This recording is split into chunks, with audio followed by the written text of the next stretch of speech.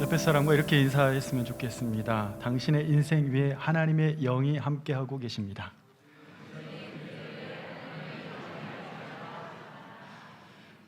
당신의 가정 위에 하나님의 영이 함께하고 계십니다. 당신의 꿈과 비전 위에 하나님의 영이 함께하고 계십니다.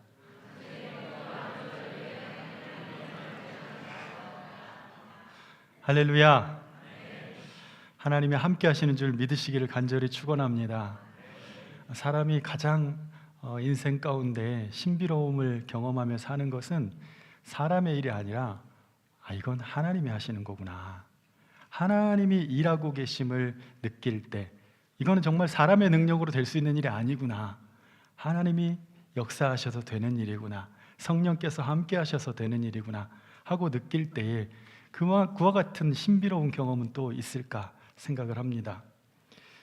분명 무당이 접신을 하듯이 눈이 막 뒤집히면서 신을 경험하는 그런 것은 아니지만, 우리의 육신이 눈이 뒤집혀지는 것 대신에 우리의 마음이 새로워지고 지금까지는 보지 못했던 내 삶의 아름다움과 따뜻함을 보게 되는 그 역사. 또 무당이 신을 불러서 미래를 알아맞추는 것처럼 그런 방식이 아니라 하나님이 내게로 찾아와서 그 어떤 미래가 펼쳐진다 할지라도 하나님이 함께 하신다고 하는 믿음이 생기는 기적 말입니다. 또한 무당이 머리카락을 흥크러뜨리면서 자신의 신을 찾는 것과는 달리 하나님은 내 헝클어졌던 내 삶을 다시 깨끗하게 정돈시켜 주시고 정리해 주셔서 내 안에 있었던 많은 복잡한 생각과 과거의 상처로부터 뒤덮여 있었던 내 삶의 덤불들을 싹 제거해 주시고 보니까 내게도 길 하나가 있었구나, 내가 살아갈 길, 하나님이 내게 살게 하시는 길이 있었구나 하는 것을 이 삶의 덤불이 다 제거내고 나니까 보여지는 거예요. 내게도 아주 넓고 확실한 길이 있었음을, 나도 걸어갈 길이 있었음을 경험하게 되는 그 신비로운 체험, 그것이 바로 하나님의 경험이요 성령의 경험입니다. 여러분, 성령 하나님의 영이 오늘 이 시간 또 우리의 삶 가운데 함께 하시는 줄 믿으시기를 바랍니다.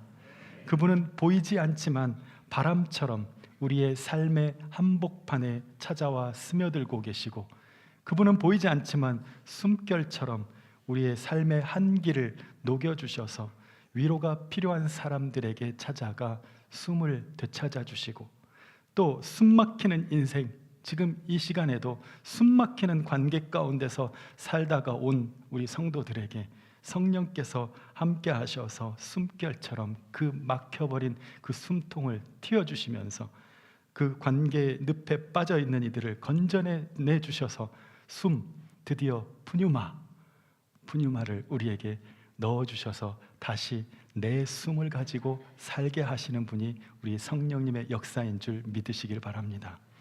특별히 역대기를 묵상하고 있는 6월 한 달 동안 우리는 수많은 역대기의 사람들과 또 간략한 이 역사적인 기록들로 인해서 어쩌면 너무 딱딱한 이야기들만 지나가느라 성령의 역사하심을 놓칠 수가 있습니다. 조선 왕조실록 같이 우리 역대기는 이스라엘 왕조실록으로 볼 수가 있는데, 그럼에도 불구하고 우리가 바라봐야 할 것은 인간의 역사 위에 성령의 역사가 덧입혀지고 있다는 것입니다. 오늘 여러분의 믿음의 눈이 열려서 내 삶 가운데 하나님의 역사하심이 계속 있다는 것을 보는 눈이 열리기를 예수님의 이름으로 축원합니다. 우리가 이것을 성경책이라고 합니다. 성경책, 거룩한 책이죠. 거룩한 책. 이 거룩한 책을 읽을 때, 묵상할 때 그 이름들 하나하나에, 또 사건들 하나하나에 어떤 이는 단 한 줄도 안 되는 그런 인생의 기록을 가지고 있는 사람들도 있는데, 그 인물의 한 생애 안에서, 그 짧은 한 줄이지만 그 안에서 성령의 역사하심을 읽어낼 수 있는 묵상이라면, 역대기는 내 삶에 성령께서 함께 하셔서 그 한 줄을 만들어내시는 그 역사라는 것을 우리가 깨닫게 되고 보게 되는 것입니다. 역대기를 통하여 이러한 역사가 있기를 간절히 축원합니다. 오늘 본문은 평범한 다윗에 관한 기록입니다.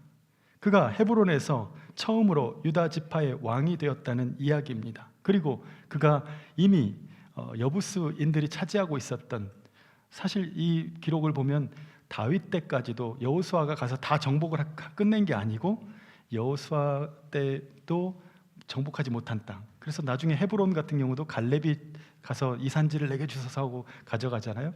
그런데도 불구하고 지금의 수도인 예루살렘은 이 다윗 시대까지 정복되지 못한 채 있었었는데, 이 다윗이 이때서야 비로소 가서 여부스인들을 쫓아내고 그 시온 산성을 빼앗음으로 다윗성이 되게 합니다. 이 모든 것들을 보면 그저 다윗의 열심이고, 다윗이 참 노력을 많이 했구나, 또 열심히 살았구나, 참 진취적이구나, 그 사람을 볼 수가 있겠지만 사실은 이 모든 것을 이루시는 그 하나님의 손길이 있었음을 보게 됩니다. 오늘 말씀 9절 같이 한번 읽겠습니다. 9절 시작. 만군의 여호와께서 함께 계시니 다윗이 점점 강성하여 가니라. 다윗의 강성함의 비결은 하나님이 함께 하심으로. 보통의 사람들에게는 감추어진 사실입니다. 다윗이 참 특별한 인물이었고, 또 저 사람한테는 돕는 자들이 많았고, 또 저 사람한테는 어떤 특별한 능력이 있었어 라고 생각할 수 있죠, 보통의 사람들은. 그러나 믿음의 사람들에게는 보이는 것이 한 가지가 있는데, 그와 함께 하시는 하나님을 볼 수 있는 눈이 있는 것입니다. 오늘 보니까 만군의 여호와께서 다윗을 점점 강성하게 하신다는 거예요. 그래서 역대기는 보면 성령에 대해서는 거의 드러나지 않은 책입니다. 그래서 같은 시기를 기록한 사무엘서나 열왕기서를 보면은 사실 그 나오는 은혜스러운 일들이 이 역대기는 간략하게 정리가 되어 있습니다. 그럼에도 불구하고 이 역대기 안에서도 하나님의 영이 하신 역사라고밖에 할 수 없는 일들이 기록되어 있습니다. 역대하 15장 1절에서 2절을 보겠습니다. 같이 읽습니다. 하나님의 영이 오데세 아들 아사랴에게 임하시매 그가 나가서 아사를 맞아 이르되 아사와 및 유다와 베냐민의 무리들아 내 말을 들으라. 너희가 여호와와 함께하면 여호와께서 너희와 함께 하실지라. 너희가 만일 그를 찾으면 그가 너희와 만나게 되시려니와 너희가 만일 그를 버리면 그도 너희를 버리시리라. 아멘. 선지자에게 하나님의 영이 임하여서 나타난 결과는 하나님의 뜻을 전달하는 것입니다. 즉 하나님의 영의, 주의 성령의 역할은 하나님의 뜻을 알게 하신다는 거예요. 우리가 이 성경책, 거룩한 책이 되는 이유도 마찬가지로 이 성경이 하나님의 감동으로 되었다는 것을 믿기 때문입니다.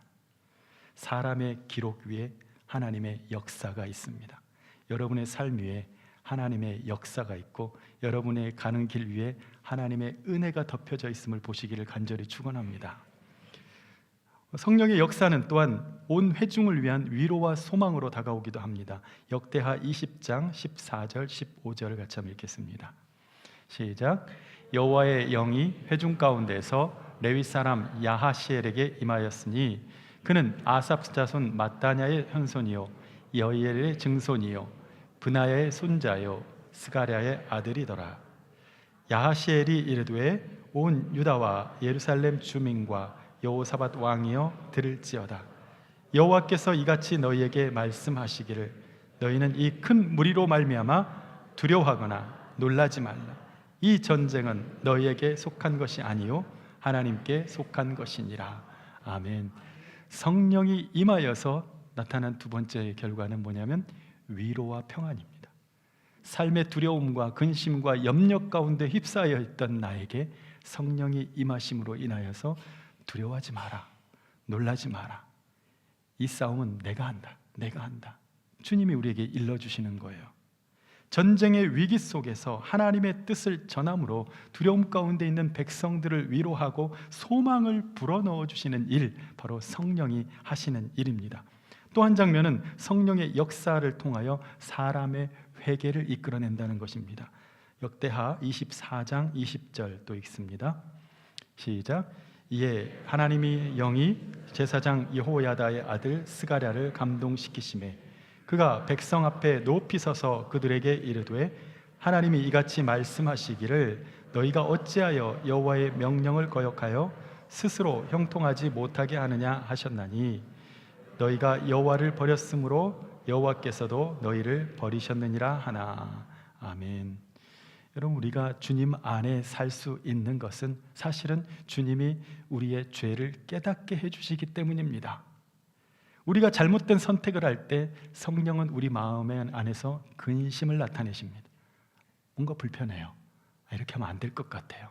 지금 나 이렇게 욕심부리면 안 될 것 같고, 이 감정을 가지고 이렇게 행동하면 안 될 것 같고, 이 말은 하지 않았으면 좋겠고, 그것들이 내 안에 뭔가 제어장치가 있는 것처럼 성령이 내 마음을 불편하게 하십니다. 그러면서 이게 아니구나 하고 주님 앞에 다시 회개할 수 있는 기회를 주시는 것이 성령의 역할입니다. 여러분, 회개하고 다시 돌아올 수 있는 것도 은혜입니다. 오늘 다른 어떤 것보다도 회개의 은혜가 임하기를 간절히 축원합니다. 나 이렇게 살면 안 되겠다. 나 정말 하나님 은혜 가운데 성령에 이끌려서 살아야겠다. 이렇게 살면 안 되는 거였구나. 참 회개가 임하는 영, 회개의 영, 바로 회개의 영을 주신다고 했는데 그 회개의 영도 하나님 우리를 사랑하셔서 주시는 성령의 역사입니다.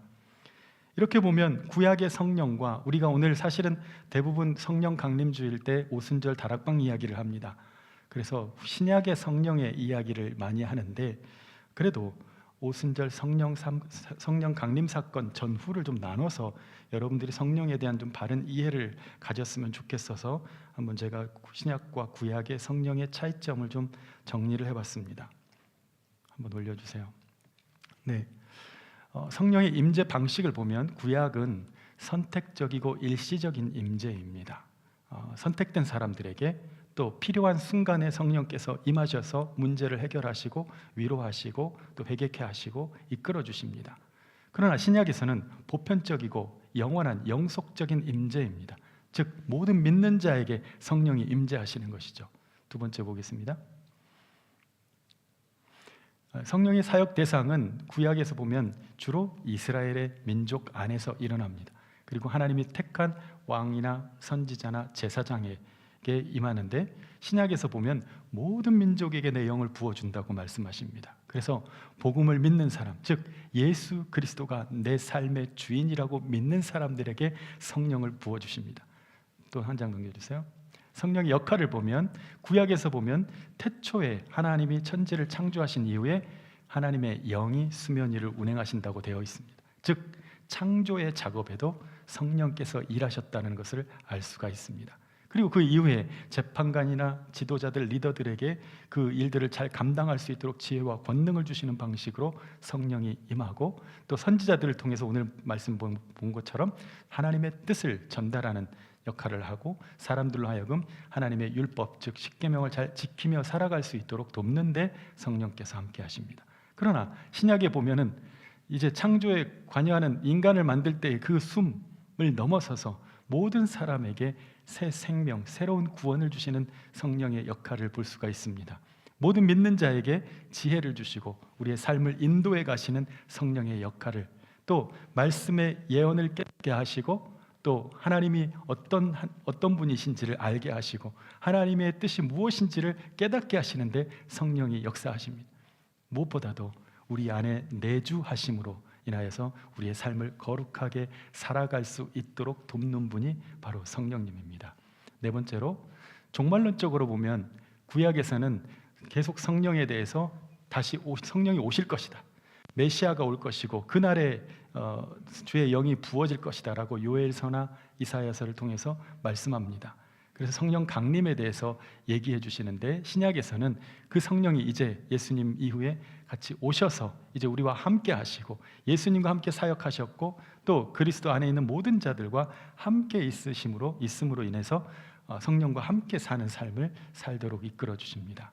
결론적으로 구약의 성령은 하나님의 특별한 사명을 위해서 선별된 인물에게 외적으로 능하는 능력으로 영으로 나타나는 반면 신약의 성령은 예수 그리스도의 구속 사역 가운데 함께 일하시고 모든 믿는 자들에게 내적으로 거하시는 인격적인 영, 보혜사, 곁에서 돕는 자, 상담자로서 우리의 삶 가운데 나타나시고 우리의 삶을 이끌어 주시는 방식으로 나타나십니다.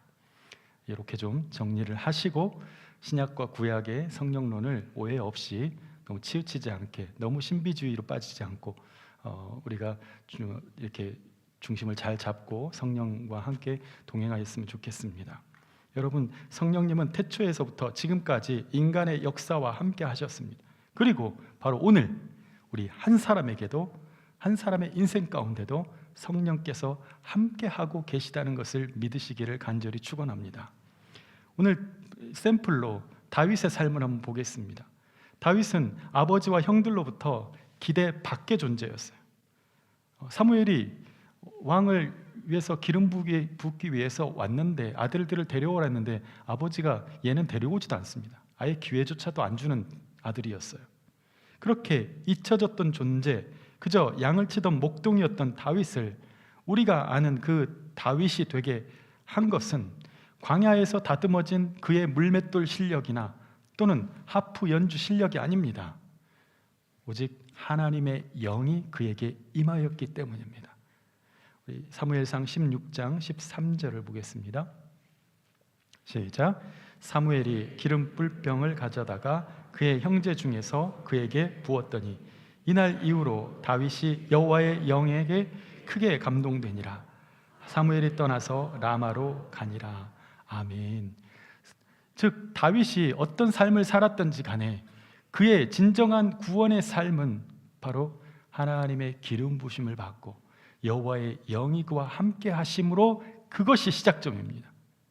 사무엘은 단순히 이 사람이 왕입니다 하고 이 기름을 부었지만 그가 왕으로서의 역할을 감당할 힘과 능력과 지혜와 하나님의 약속을 부어주신 것은 바로 성령이라는 뜻입니다.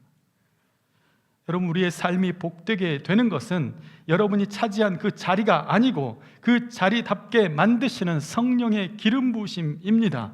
그러니 날마다 하나님의 성령의 기름 부으심을 구하면서 사시기를 간절히 축원합니다. 주님의 능력이 덧입혀져야 여러분의 자리가 빛나기 시작합니다. 주님의 권능이 임할 때 그 자리를 통해서 하나님이 일하기 시작하십니다. 주의 영을 구할 때 주의 영이 내게 임하여서 드디어 내가 아니라 하나님이 일하게 하시는 내 삶의 인생을 보게 된다는 뜻입니다. 또한 다윗이 골리앗을 쓰러뜨리는 장면을 보면 처음부터 나는 저런 골리앗을 쓰러뜨리고 영웅이 될 거야 라는 꿈이 있었던 게 아닙니다. 단지 형들을 배고플까 봐 심부름 가서 먹을 것을 갖다 주려고 갔다가 보니까 참담한 말을 하는 골리앗을 보고 분개하여서 그 앞에 서게 된 것입니다. 다윗은 골리앗을 쓰러뜨리는 것이 칼과 창과 또한 싸움의 기술이 아니라 오직 하나님의 이름의 능력, 그 이름을 믿는 믿음에 있다라고 선언하고 있습니다. 사무엘상 17장 45절 같이 한번 읽습니다. 시작.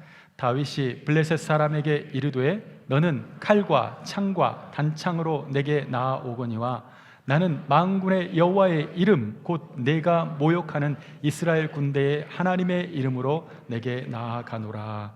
아멘.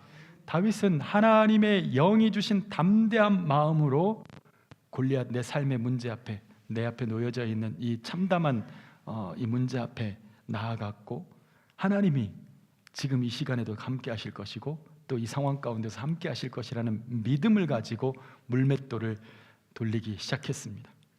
여러분, 다윗이 골리앗을 쓰러뜨린 것이 그의 이 정교한 물맷돌 기술에 달려 있었을까요? 아니면 하나님이 나를 통하여 골리앗을 쓰러뜨리게 하실 것이라는 믿음에 달려 있었을까요? 오늘 내 인생을 가로막는 골리앗이 앞에 있다 할지라도 우리가 가져야 할 것은 남들이 가진 무기, 남들이 어떻게 하라고 하는 방식이 아니라 나에게는 익숙하지 않은 것들입니다. 다른 사람들이 주로 쓰는 방법이 아니라 바로 나의 일상, 나의 물맷돌입니다. 다윗은 다른 병사가 사용하는 칼이나 창이나 갑옷을 입지 않았습니다. 그저 자신이 가장 편한 복장, 가장 익숙한 돌멩이를 몇 개를 들었을 뿐입니다. 그것은 결코 다른 사람들이 볼 땐 그게 무기가 될 수도 없고 또 방어복이 될 수 없는 허술하기 짝이 없는 것이었지만, 그러나 그에게 그 물맷돌, 자신의 일상, 내가 가장 익숙한 것, 그러나 남들이 볼 때는 보잘것없을지 몰라도 내게는 가장 소중한 것, 그거 가지고 내 삶의 문제 앞에 나아가는 것입니다.